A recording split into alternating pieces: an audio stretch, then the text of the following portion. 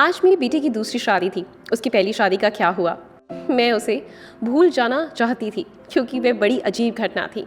लेकिन आज उसकी दूसरी शादी थी। मुझे यकीन था कि वह मेरे बेटे का ख्याल रखेगी। मेरा बेटा बहुत कमा रहा था, अच्छा और बहुत सुंदर था। वह इस परिवार का एकमात्र वारिस था। सभी उसे प्यार करते थे, इसलिए किसी को भी ये बात अजीब नहीं लग रही थी कि उसकी दूसरी शादी इतनी जल्दी हो रही है। पर मेरा दिल धक धक कर रहा था। रात जैसे जैसे नज़दीक आ रही थी, मेरा दिल भी उतनी ही तेज़ी से धड़क रहा था और मैं चिंतित हो रही थी। मेरी बेटी को भी इस बात का पता था और वह भी मेरी ही तरह चिंतित थी और बोली कि अगर आज भी ऐसा ही हुआ तो फिर क्या होगा। मैंने कहा, अपने मुंह से कुछ अच्छा निकालो, मैं पहले से ही बहुत चिंतित हूँ। अब सभी मेहमान आ गए। पिछली बार देश में एक महामारी के कारण इतने लोगों को आमंत्रित नहीं कर सके थे, लेकिन इस शादी में सभी रिश्तेदार बहुत उत्साह के साथ आए थे। इसलिए लोग पिछली शादी के बारे में ज़्यादा नहीं जानते थे और ये भी नहीं जानते थे कि ऐसा क्या हुआ कि उन्हें फिर से शादी करनी पड़ी। मेरा बेटा इससे बहुत खुश था। कोई समस्या नहीं थी क्योंकि उसकी ये पत्नी पहली पत्नी से कहीं ज़्यादा खूबसूरत थी और उम्र में छोटी भी थी, तो उसे तो खुश होना चाहिए था। सर्दी का मौसम था, ज़्यादातर मेहमान घर में ठहरे हुए थे। समारोह बाहर हो रहा था, नाच गाना चल रहा था, लोग आपस में मजाक कर रहे थे। मैंने अपनी जेठानी से कहा, दुल्हन दूसरे शहर से आई है और बहुत थकी हुई है, मुझे लगता है उस दूल्हे के कमरे में नहीं भेजना चाहिए। मेरी जेठानी ने कहा, तुम्हें क्या हो गया है, उनकी अभी शादी हुई है और तुम हो कि उनकी रात खराब करना चाहती हो। मानती हूँ शादी ब्याह में थकावट हो जाती है, लेकिन नया खून है, कॉफी शॉफी पिला दो, फ्रेश हो जाएंगे और फिर सुबह रिसेप्शन भी तो है। मैं बोली, वह थक जाएगी बेचारी। मेरी जेठानी ने कहा कि आजकल कोई भी इतना नहीं थकता। लड़कियों को अपनी शादी करने का बहुत शौक होता है, उसे अपने बेटे के कमरे में भेज दो। अब रात के 12 बज गए हैं, सुबह उठकर तैयार भी तो होना है। मुझे नहीं पता था कि तुम इतना टाइम क्यों लगा रही हो। सभी रस्में हो चुकी हैं, हर कोई नाच गाकर थक गया है, बेचारी दुल्हन भी कमरे में जाना चाहती है। मेरी जेठानी तो वैसे भी बाल का खाल निकालने में माहिर है, सबसे बड़ी थी, इसलिए सोचा इसलिए उनसे सलाह मशवरा कर लूं। लेकिन उसने मुझे ही बातें बता दी और फिर उसने खुद ही कहा कि अब दुल्हन कमरे में जाएगी। दुल्हन को कमरे में ले जाया गया। बाकी सबको कमरे से निकालकर मैं थोड़ी देर दुल्हन के पास में बैठ गई। मैंने कहा, बेटा तुम अपने परिवार में सबसे बड़ी हो, तुम बहुत ही धैर्यवान लड़की हो, इसलिए मैं तुम्हें पसंद करके आई थी। देखो बेटा, जब शादी होती है तो कुछ चीज़ें ऐसी होती हैं जो हमें पसंद नहीं आती, लेकिन मेरी बच्ची तुम थोड़ा सब्र करना। उसने कहा कि मुझे समझ नहीं आ रहा आप क्या कह रही हैं। मैंने कहा कि अगर मेरा बेटा कुछ उल्टी सीधी बातें करता है तो उसकी बातों पर ध्यान मत देना, कमरे की बात कमरे में ही रखना, सुबह मुझे बता देना, मैं तुम्हारी प्रॉब्लम को सुलझाने की कोशिश करूंगी। मेरी बात सुनकर थोड़ा घबरा गई थी। मैं किस विषय पर बात कर रही हूँ, मैं थोड़ा घबराई हुई थी, लेकिन उसने कहा, ठीक है, मैं पूरी कोशिश करूंगी। अब इस घर की इज्जत भी मेरी इज्जत है। मैं दुल्हन का हाथ थपथपा कर बाहर आ गई। सब अपने अपने बिस्तर पर सोने चले गए। घर में बहुत सन्नाटा था क्योंकि सब बहुत थके हुए थे, इसलिए सब सो चुके थे। जाड़े की रातें वैसे भी शांत होती थी, लेकिन मैं सो नहीं पा रही थी। बहुत देर बाद आखिरकार मैं सोने चली गई, लेकिन मेरी आंखों में नींद नहीं आ रही थी और मेरी आंखें बार बार देख रही थी कि घड़ी की ओर। काश सुबह जल्दी होती तो मेरी सारी चिंताएं खत्म हो जाती। लेकिन जैसे ही 2:30 बजे मैंने एक जोर से चीख सुनी। उसके बाद ही मुझे पता चला कि अब क्या होने वाला है। उसके बाद बार बार चीखें शुरू हो गई। ये एक लड़की की चीखने की आवाज़ें थी और वह लड़की कौन हो सकती है, मैं अच्छी तरह जानती थी। सभी मेहमान भी धीरे धीरे उठने लगे। अचानक मेरे बेटे के कमरे का दरवाज़ा खुला और मेरी बहू पागलों की तरह चीखती हुई बाहर भागी। उसे पता नहीं चला कि उसके पास तो दुपट्टा भी नहीं है। अस्त व्यस्त कपड़ों में बाहर भागती हुई आई। वह घर से बाहर भाग जाना चाहती थी जब कुछ औरतों ने उसे पकड़ा और कहा, बेटा क्या हो गया। उसको संभालने लगी, लेकिन मैं बेहोश हो गई थी। जब कोई बेहोश होता है तो उस पर पानी छींटे वगैरह मारे जाते हैं, लेकिन मेरी बहू तो पानी के छींटे मारने पर भी होश में नहीं आ रही थी। उसका पूरा शरीर ठंडा पड़ गया था। उसे फौरन अस्पताल ले जाया गया। मैं उसे अस्पताल ले जाना नहीं चाहती थी क्योंकि फिर से वही तमाशा बन जाता, लेकिन और कोई चारा नहीं था। बेचारी बच्ची किसी भी तरह होश में नहीं आ रही थी। उसके माँ बाप को भी बुला लिया। उन्होंने भी एक दूसरे के कानों में बातें करनी शुरू कर दी। पता नहीं हमारी बेटी को क्या हो गया, पता नहीं उसके साथ क्या सलूक किया गया है। वे सब लोग मुझे अजीब नज़रों से देख रहे थे। सवाल ही सवाल हर तरफ थे और मैं बेचारी परेशान सी हॉस्पिटल में घूम रही थी। मैंने घर आकर अपने बेटे से पूछना चाहा कि अब उसने क्या किया है, तो वह कमरे में ही नहीं था। उसका फ़ोन भी बंद था। कमरे की हालत बिल्कुल नॉर्मल थी। कोई भी ऐसी हरकत नहीं लग रही थी कि कोई चीज़ टूटी होती या उसने अपनी बीवी पर हाथ उठाया होता। लोगों के सवालों से बचने के लिए शायद मेरा बेटा अरविंद कहीं चला गया था। फिलहाल तो मुझे बहू की फिक्र थी और मैं अस्पताल वापस आ गई। 2-3 घंटे में अस्पताल वालों ने मेरी बहू को छुट्टी दे दी। मेरी बहू हमारे घर नहीं आना चाहती थी, बहुत ज़्यादा घबराई हुई थी। लेकिन उसकी माँ ने उसे समझाया कि तुम्हारे ससुराल ही चलते हैं, नहीं तो लोगों को मैं क्या जवाब दूंगी। लोग तरह तरह की बातें बनाएंगे। मैं भी अपनी बहू को समझाया कि बेटा, सुबह मुंह दिखाई की रस्म पूरी हो जाए फिर अपनी माँ के घर चली जाना, मैं तुम्हें नहीं रोकूंगी। मेरी बात सुनकर मेरी बहू गुस्से में आ गई और बोली, बाहर में गई आपकी रस्में, मैं आपके घर में एक पल भी नहीं रुकूंगी, अपने घर जाऊंगी। और मुझे अपने घर जाने से ना कोई समाज रोक सकता है और ना ही कोई कानून। मैं एक पढ़ी लिखी लड़की हूँ और मुझे अपनी ज़िंदगी अपने तरीके से जीने का हक है। मुझे आपके बेटे के साथ एक पल भी नहीं रहना। मेरी बहू ने अपना फैसला सुना दिया था। मैं चुपचाप आंखों में आंसू लिए उसे देख रही थी। ये तो पहले भी हो चुका था। जब अरविंद की पहली शादी हुई थी, मेरी पहली बहू के साथ भी वही हुआ। वह मेरी पसंदीदा लड़की थी, वह मेरी बेटी की दोस्त थी और वह उसे पसंद करती थी। वह उसे बहुत खुशी के साथ घर लेकर आई थी। इन लोगों ने हमारा बहुत सहयोग किया कि वह एक अमीर पिता की बेटी थी। वह बहुत अच्छी लड़की थी, मुझे भी उसका घर आना अच्छा लगता था। कुछ ही दिनों में मैंने महसूस किया कि जैसे वे अरविंद को पसंद करने लगे हैं और शायद इसलिए रिश्ता भेजा था।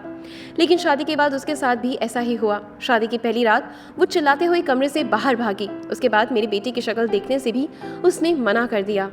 सबने उसे बहुत समझाया कि बेटा अपनी ज़िंदगी के बारे में तो सोचो, लेकिन उसने कहा मेरी ज़िंदगी तो बर्बाद हो गई। अब इस लड़की को भी समझाया जा रहा था, लेकिन वह भी कह रही थी कि अगर मैंने नहीं रहना तो मैं नहीं रहूँगी आपके बेटे के साथ। मेरा बेटा भी कोई जवाब नहीं दे रहा था। पता नहीं क्या चल रहा था, क्या हो गया था। लड़की का बाप बार बार कह रहा था कि उस व्यक्ति को बुलाओ, हम उससे पूछेंगे कि उसने हमारी बेटी के साथ क्या किया है। अरविंद घर आ चुका था। सब उस पर सवालों की बौछार कर रहे थे, लेकिन उसने चुप साध ली थी, कुछ भी नहीं बोल रहा था। थक हार कर सब खामोश हो गए। लड़की के माँ बाप भी अरविंद को भला बुरा और धमका कर चले गए। वे अपनी बेटी को भी साथ ले गए। अच्छा खासा तमाशा हो गया था। सब मेहमानों के सामने नाक कच गई थी।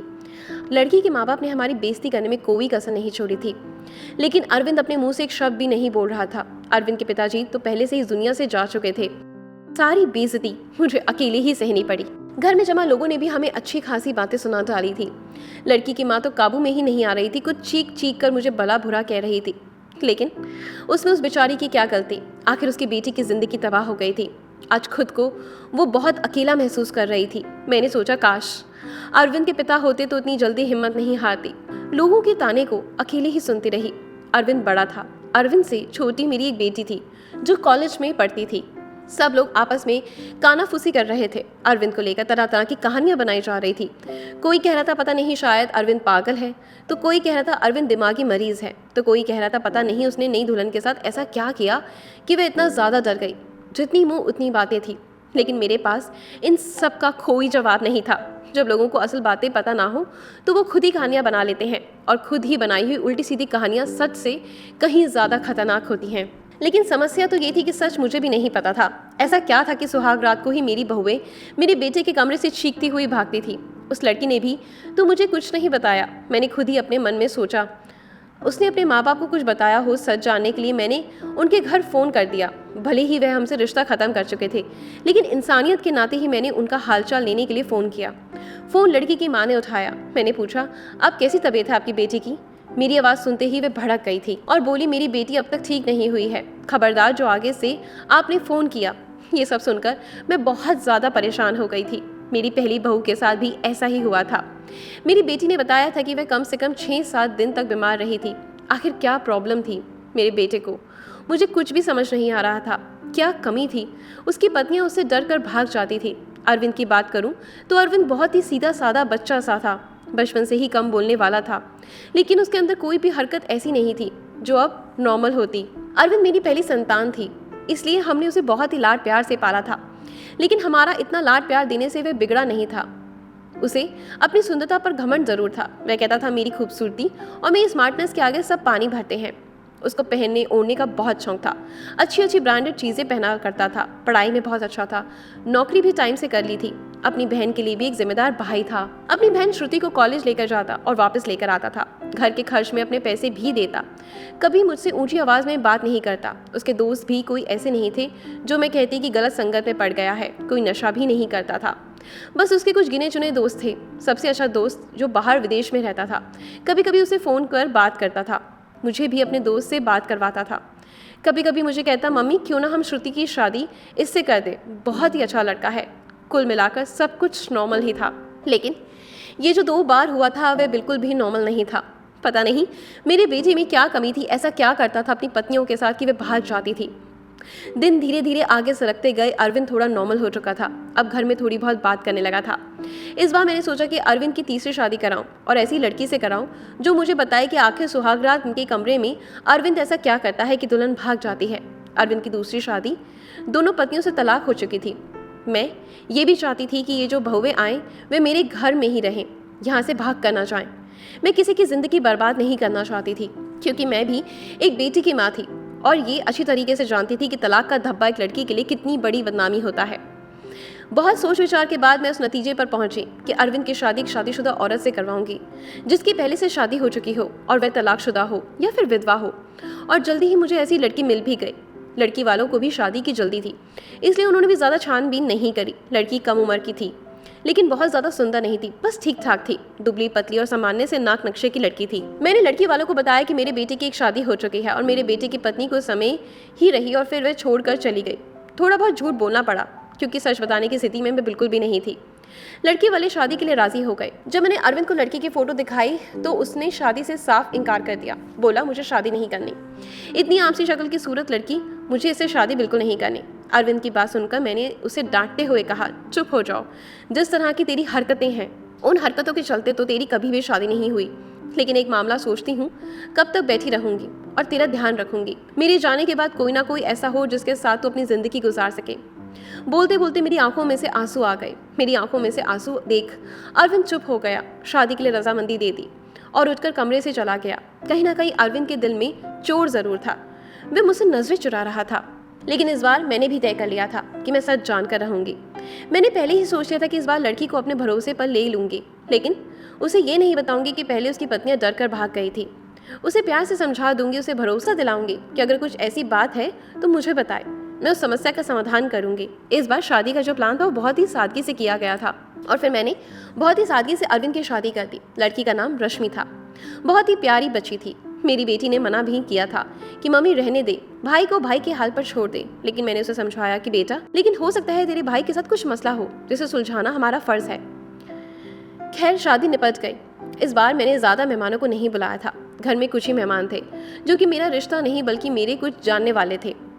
मेरी कुछ सहेलियां वगैरह थी और उनके परिवार वाले थे। रश्मि को मैं अरविंद के कमरे में ले गई और उसे बेड पर बिठाते हुए मैंने रश्मि का हाथ अपने हाथों में लिया और उसे हल्के से दबाते हुए बोली, रश्मि बेटा, तुमसे बहुत ही ज़रूरी बात करनी है, बहुत ही ध्यान से मेरी बात सुनो। रश्मि आश्चर्य से मुझे देखने लगी कि भला ऐसी कौन सी ज़रूरी बात है जो अभी करनी है। मैंने रश्मि को समझाते हुए कहा, बेटा, अरविंद शादी के लिए राज़ी नहीं था। बहुत ही मुश्किल से मैंने उसे शादी के लिए तैयार किया है। हो सकता है मेरा बेटा कुछ अजीबोगरीब हरकतें करे, हो सकता है तुम्हें डराने की कोशिश करे जिससे कि तुम छोड़कर उसे भाग जाओ। लेकिन बेटा, तुम्हें डरना नहीं है। जो भी हो तुम्हें सब कुछ मुझे बता देना है। बस तुम्हें उसको डराने धमकाने में या उसकी बातों के आने में ज़रूरत नहीं है। रश्मि ने मेरी बातों को सुनकर हाँ में सर हिला दिया। मैं थोड़ी संतुष्ट हुई थी और रश्मि को आराम करने का बोलकर बाहर आ गई। मैं अपने कमरे में नहीं गई, मैं वहीं हॉल में सोफे पर लेट गई। श्रुति को मैंने उसके कमरे में भेज दिया कि तुम जाओ, सो जाओ, बहुत रात हो चुकी है। श्रुति कमरे में जा चुकी थी, लेकिन जाते जाते उसने कहा था कि मम्मी जी, आप जो कर रहे हैं गलत कर रही हैं। आप भी हर समस्या का हल सिर्फ शादी ही समझती हैं। आपको किसी की बेटी की ज़िंदगी यूँ बर्बाद नहीं करनी चाहिए। श्रुति जा चुकी थी। मैं सोफे पर लेट कर दिल ही दिल में अपने भगवान को याद कर रही थी और दुआ मांग रही थी कि हे भगवान, ये रात अच्छे से बीत जाए। बहुत ही खामोशी थी, ऐसा लग रहा था जैसे तूफान से आने की पहले खामोशी हो। घड़ी की टिक टिक भी मेरे सर पर हथौड़े की तरह लग रही थी और मैं अपने भगवान को मनाने में लगी हुई थी। तभी वही हुआ जिसका मुझे डर था। रश्मि चीखते हुए बाहर आई थी और पागलों की तरह घर के बाहर भागना चाहती थी। मैंने जैसे तैसे करके उसे बाहर गेट से अंदर कर लिया। मैंने उसे जैसे जैसे समझाकर थोड़ा शांत किया। कुछ बोलने की स्थिति में नहीं थी। जब थोड़ा शांत हुई तो बदहवासी में बोली कि आपको अपने बेटे की पहली मेडिकल जांच करानी चाहिए थी। अगर आप ऐसा करा लेती तो आपको और मुझे ये दिन देखना नहीं पड़ता। रश्मि तो बहुत ही समझदार थी, उसके पास तो कोई दूसरा ऑप्शन भी नहीं था। वह तो हर हाल में शादी को निभाने की सोचती, लेकिन रश्मि ने भी इस रिश्ते को नहीं निभाया और वह अरविंद को छोड़कर चली गई। दूसरे दिन रश्मि के घर से फ़ोन आया अपने बेटे से कहकर हमारी बेटी को तलाक दिलवा दो, नहीं तो हम ये काम अदालत में भी कर सकते हैं। मैं सदमे की हालत में फ़ोन पकड़े सोफे पर बैठ गई। यानी कि अब अरविंद को कोई मजबूरी में ही अपनाने के लिए तैयार नहीं था। पहले मैं जो बहुएं लाई थी वे अमीर घराने की थी, सुंदर पढ़ी लिखी थी, लेकिन रश्मि तो विधवा थी, गरीब घराने की थी, बहुत ज़्यादा सुंदर भी नहीं थी। रश्मि को मैंने पहले से ही सब कुछ समझा दिया था, तभी तो इतना ज़्यादा बदहवास हो गई थी। आखिर ऐसी क्या कमी थी मेरे बेटे में हम जो जेवरात दुल्हन को देते थे, दुल्हन के घर वाले शादी के दूसरे दिन ही वापस कर देते थे। तो दहेज भी नहीं लेती थी। फिर आखिर ऐसा क्या था? ऐसे खूबसूरत पढ़े लिखे और अमीर लड़के को छोड़कर भी लड़कियां भाग जाती थी। मेरा दिमाग सोच सोच कर फटा जा रहा था। कैसे पता लगाएं आखिर बात क्या है? अरविंद भी अपने मुंह से कुछ कहने को तैयार नहीं था। जब भी इस बारे में मुझे कुछ बात करने की कोशिश करती तो वो उठकर बाहर चला जाता, मुझे बात करने का मौका ही नहीं देता। लेकिन अब मैं हर वक्त अरविंद पर नज़र रखने लगी थी, उसकी एक एक हरकत पर ध्यान देती। शायद कुछ तो ऐसा सबूत मिले जिससे मैं सुराग लगा सकूं, सच जान सकूं कि आखिर सच्चाई क्या है। लेकिन उसके हाव भाव से कभी ऐसा लगा ही नहीं कि उसने कुछ नॉर्मल ना किया हो। एकदम नॉर्मल लड़कों की तरह था, जैसे और लड़के होते हैं। मुझे कोई भी रास्ता सुनाई नहीं दे रहा था। एक दिन तंग आकर मैंने अरविंद के दोस्त को फ़ोन लगाया, उसी विदेश में रहने वाले दोस्त को। मैंने उससे पूछा, नितिन, तुम अरविंद के इकलौते दोस्त हो जिसने अरविंद अपने दिल की सारी बातें करता है, मुझे अरविंद के बारे में कुछ बताओ। उसने अपने जीवन के बारे में तुम्हें ज़रूर कुछ ना कुछ बताया होगा। लेकिन ये सुनकर तो मैं बहुत हैरान हो गई कि उसने अपने दोस्त को अपने बारे में कुछ भी नहीं बताया था। और बस यही बात मुझे बहुत अजीब लगी। क्या उसने अपने दोस्त को नहीं बताया कि मैंने 3 बार शादी की है और मेरी 3 पत्नियां मुझे छोड़कर भाग गए हैं? लेकिन उसने ये बात अपने दोस्त को नहीं बताई, जो कि उसका सबसे अच्छा दोस्त था। ये मुझे काफ़ी अजीब लग रहा था, लेकिन शायद उसने नहीं बताया क्योंकि वह शर्मिंदा होना नहीं चाहता होगा। शादी के रात की पत्नी का भाग जाना, वो भी 3 पत्नियों का। धीरे धीरे 6 महीने और गुजर गए। घर में सब कुछ नॉर्मल चल रहा था, लेकिन अरविंद को लेकर मैं बहुत ज़्यादा परेशान थी। ऐसा क्या था जो दुल्हन शादी की पहली रात ही भाग जाती थी? मैंने एक बार फिर अरविंद की शादी के लिए सोचा और इस बार मैंने ठान लिया कि सच्चाई जानकर रहूंगी। इस बार मैंने लड़की को सब कुछ बता दिया, कुछ भी नहीं छुपाया। और लड़की भी ऐसी लाई जिसे शादी की सख्त ज़रूरत थी, क्योंकि ये लोग बहुत गरीब थे और उसके घर में उसके 2 छोटे भाई थे। मैंने कहा, तुम्हारे दोनों भाइयों की पढ़ाई की जिम्मेदारी मेरे ऊपर है और शादी में भी आप लोगों को कुछ खर्च नहीं करना पड़ेगा। लड़की को तो मैंने राज़ी कर लिया, लड़की के माँ बाप भी राज़ी हो गए। लेकिन मैंने ये बात लड़की के माता पिता को नहीं बताई, बस लड़की को ही बता दी थी। लेकिन मैंने शादी से पहले ही लड़की को सारी बातें समझा दी थी। पहले तो वो बहुत ज़्यादा डर गई थी, फिर खुद को संभालते हुए बोली कि कुछ भी हो, मैं शादी के लिए तैयार हूँ। अगर मेरे थोड़े से त्याग से मेरे भाइयों की ज़िंदगी बनती है तो उसमें बुराई क्या है? जो कुछ भी होगा उसे सहन कर लूँगी। और वैसे भी सारे समझौते औरतों को ही करने पड़ते हैं। लड़की, जिसका नाम सुमन था, भले ही गरीब घर की थी, लेकिन बहुत ही संस्कारी और समझदार लगी। दिल ही दिल में मुझे खुशी हुई कि अगर सुमन मेरी बहू बनती है तो मेरे घर में टिकी रहती है तो ये मेरे लिए बहुत ही सौभाग्य की बात होगी।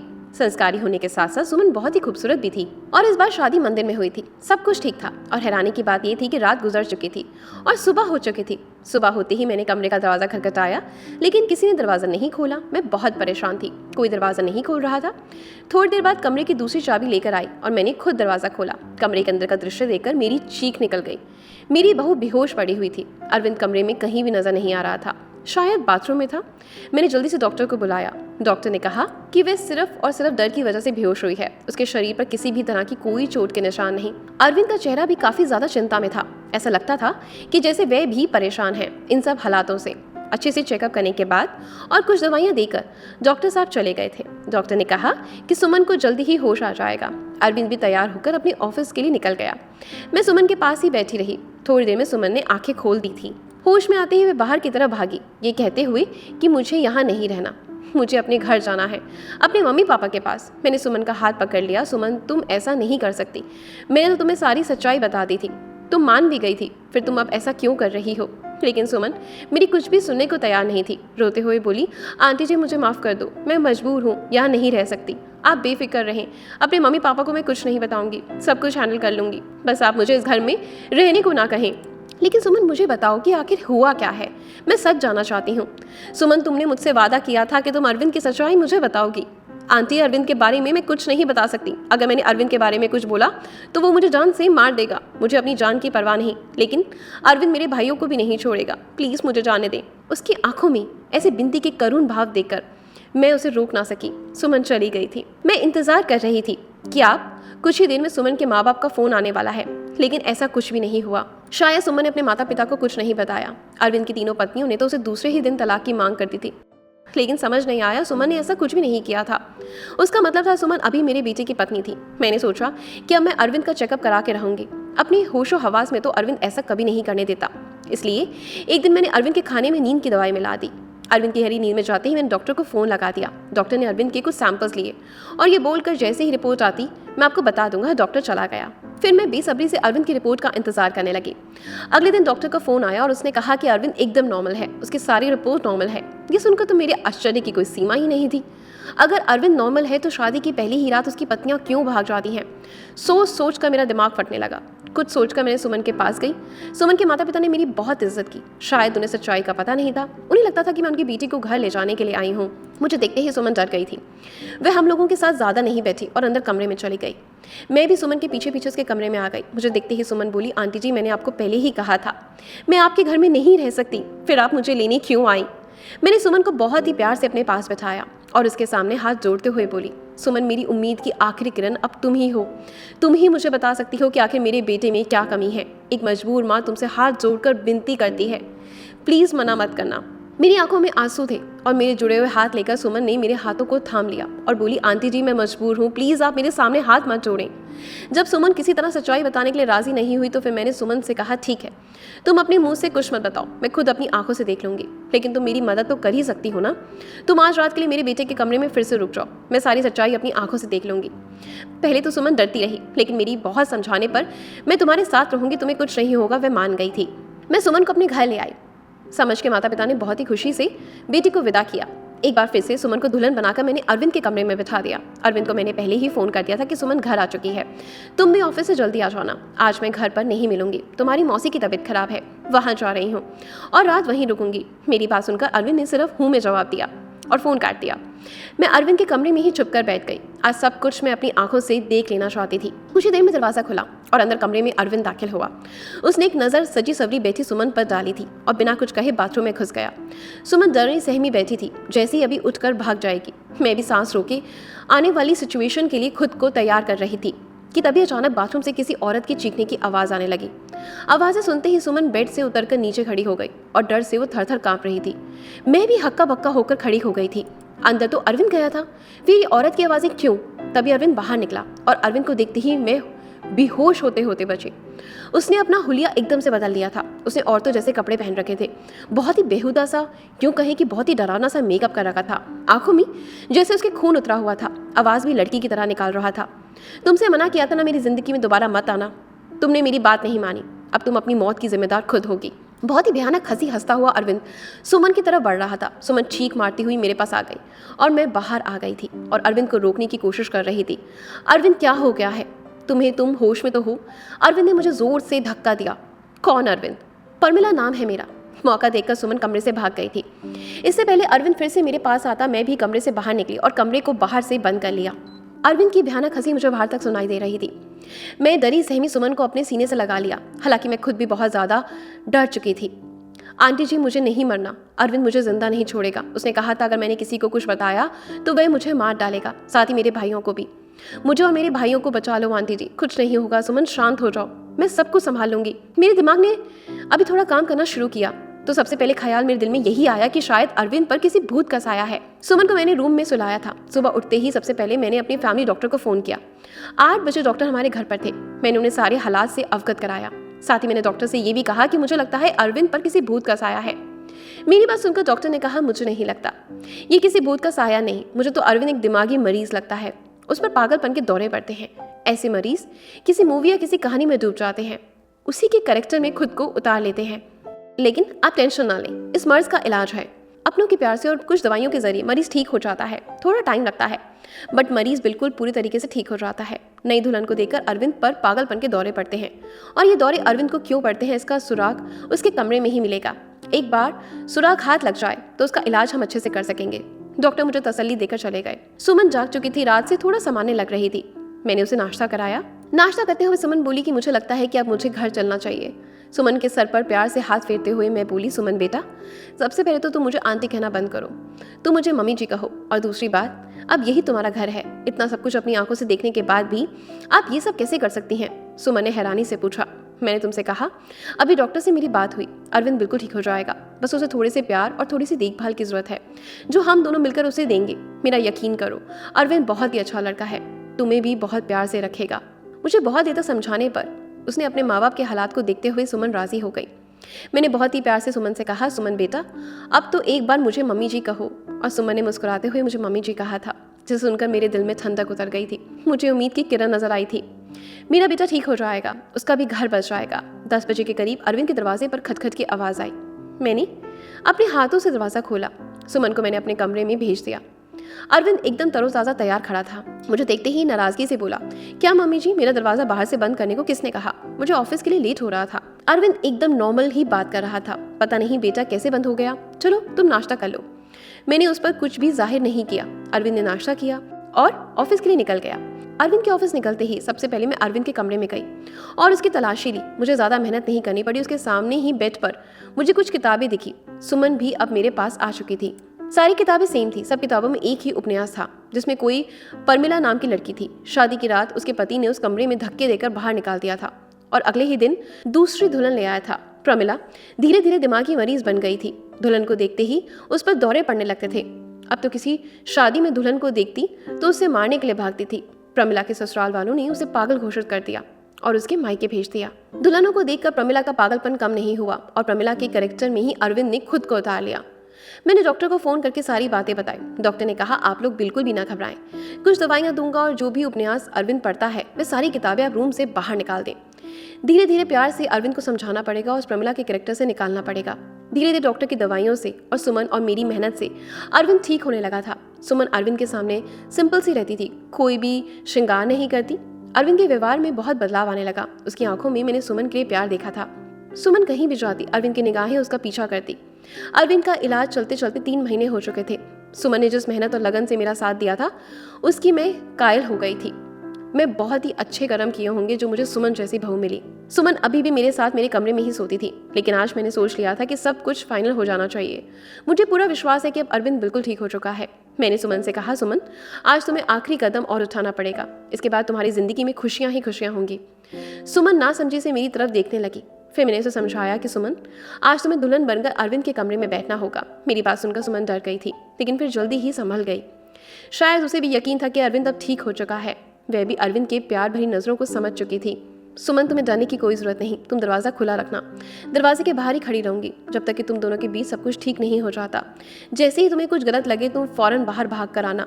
रात को अरविंद के आने से पहले ही सुमन को दुल्हन की तरह सजाया। अरविंद के बेड को भी बहुत ही खूबसूरती से सजाया था मैंने। अरविंद के आने का टाइम हो गया था। मैंने सुमन को सजे सजाए बेड पर बिठा दिया और बाहर आ गई। थोड़ी देर में अरविंद आ चुका था। खाना खाते हुए अरविंद की निगाहें इधर उधर कुछ ढूंढ रही थी। मैं समझ गई थी कि अरविंद किसे ढूंढ रहा है, लेकिन मैं अनजान बनी रही। कुछ देर में अरविंद खुद ही बोला, मम्मी सुमन कहीं दिखाई नहीं दे रही, क्या कहीं गई हुई है? मेरे बोलने से पहले ही श्रुति बोल पड़ी, भैया भाभी तो आपके रूम में ही है। इससे पहले श्रुति अपनी बात पूरी करती मैंने उसे चुप करा दिया। मैंने मुस्कुराते हुए कहा, अरविंद तुम पहले खाना खत्म करो और बाद में अपने कमरे में जाओ, तो तुम्हें अपने सवाल का जवाब मिल जाएगा। खाना खाने के बाद अरविंद अपने कमरे में चला गया। मेरा दिल जोरों से धड़क रहा था, पता नहीं अब क्या होने वाला है। हे भगवान, सब कुछ ठीक हो। मैं भी अरविंद के पीछे पीछे चली और बाहर गेट पर ही रुक गई। मैं अंदर कान लगाकर सुनने की कोशिश कर रही थी कि अंदर सब कुछ ठीक तो है। खड़े खड़े मुझे काफ़ी देर हो गई थी, लेकिन अभी तक अंदर शांति थी। कुछ ही देर में मुझे सुमन और अरविंद की सरगोशियाँ सुनाई देने लगी, प्यार में डूबी सरगोशियाँ, और मैं मुस्कुरा दी। मेरे अंदर तक सुकून उतर आया। मनी मन मैंने भगवान को धन्यवाद दिया और अपने कमरे में आकर सुकून से लेट गई। सुबह मेरी आंख देर से खुली। जल्दी जल्दी उठकर किचन की तरफ भागे तो सुमन को किचन में पहले से मौजूद पाया। मुझे देखकर सुमन के चेहरे पर मुस्कुराहट आ गई। सुमन की झुकी हुई नजरें और शर्मीली मुस्कुराहट से ही मैं पहचान गई कि सब कुछ ठीक है। मैंने प्यार से सुमन के माथे को चूमते हुए कहा, सुमन बेटा तुम इतनी सुबह किचन में क्या कर रही हो? सुमन थोड़ा शर्माते हुए बोली, मम्मी जी अरविंद को कॉफ़ी चाहिए, वही बना रही हूँ। सुमन को कॉफ़ी बनाता छोड़कर मैं बाहर हॉल में आ गई और सोफे पर बैठकर मैंने अपनी आंखें बंद कर ली। आज मेरे अरविंद और सुमन के जीवन में खुशियाँ ही खुशियाँ थी। भगवान मेरे परिवार को किसी की नज़र ना लगे। धन्यवाद दोस्तों।